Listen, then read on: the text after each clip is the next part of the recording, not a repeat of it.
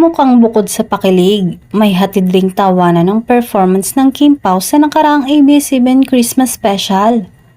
Hindi na talaga maitatanggi na isa ang Kim Pao sa pinaka-well-loved love teams ngayon. Sa chemistry pa lang nila sa mga seryeng Linlang at sa Philippine adaptation ng hit Korean series na What's Wrong with Secretary Kim?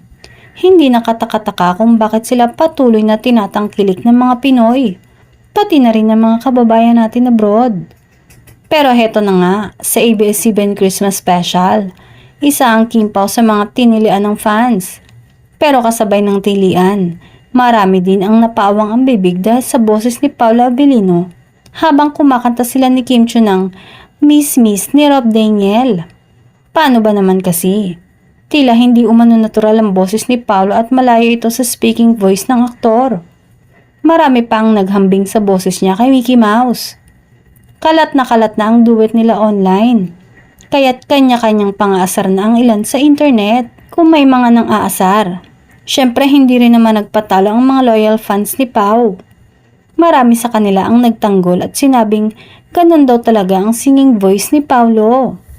In the end, kung love team chemistry ang pag-uusapan, pasado pa rin sila.